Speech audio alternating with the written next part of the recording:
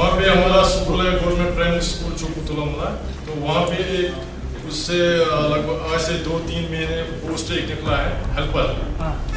तो वो मसला रह गया। पहले जो वहाँ पे हेडलाइन थी जो सबसे गरीब तबके का इसमें वहाँ पे वो लगेगी इसमें कोई क्राइटेरिया नहीं है कि कोई सरपंच लगाएगा, उसमें अपना क्राइटेरिया है।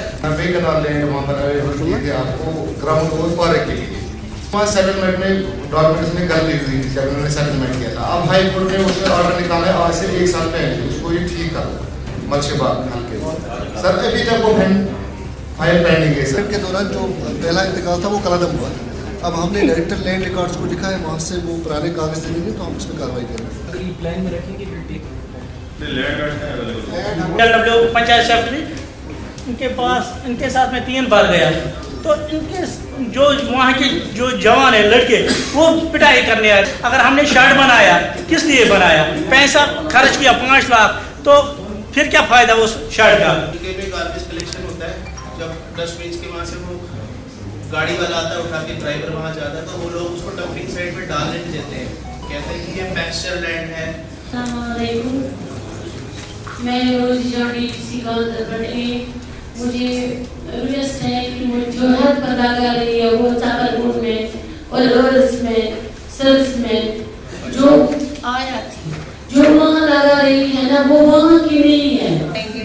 हमने इनको वहाँ भी तो कोई आता ही नहीं है। हमने आपसे रिक्वेस्ट की थी हमें कोई स्पेस दे दो, कुछ ठीक स्पेस। हमने डॉक्टर भी रखा है और हमने एक पैरामेडिक भी रखा था उसके लिए। हम आए भी थे डॉक्टर को लेकर, मगर आपने स्पेस ही नहीं दी। जो पूरी पानी में दबी हुई है, पानी पूरे हायर सेकेंडरी के ग्राउंड में आता है, हमारे बच्चे घूम नहीं सकते। अगर यहाँ सीओ साहब है उनके पास भी गया हुआ एक बार। हाँ सर, हम जो हमारे क्वेश्चन है 6 साल हमें हुए, मैंने एक जमीन निकाली थी स्टेट लैंड, 6 साल हुए। आपको पता है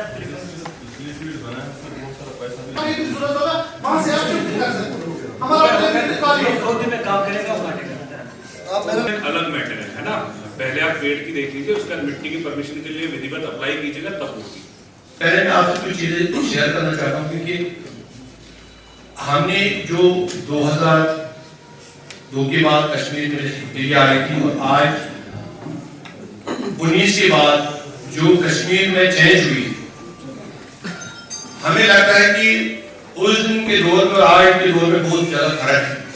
क्योंकि जब भी हम कोई काम करना चाहते थे कि सारा पैसा डिस्ट्रिक्ट कमिश्नर के पास पैसा रहता है, आज जो पैसा है वो सारे पीआरआई के पास पैसा है। मगर एक चीज में यह है कि वो डिप्टी कमिश्नर साहब के हाथों में नहीं है, ना एडीसी साहब के हाथों में, ना इरफान साहब के हाथों में नहीं है। हम जो प्लान सबमिट करते हैं वो फाइनेंस को जाता है और फाइनेंस से वापस होके तो पैसा खर्च हो जाता है।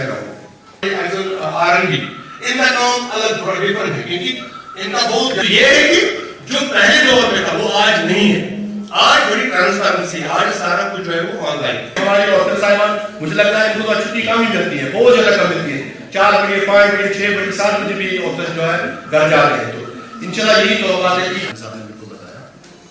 और जैसे कि इन्होंने भी बात की कि पहले जो होता था कि मिनिस्टर्स के साथ में लोग जाते थे और वो वही मौके पर वहाँ पर काम दे देते थे।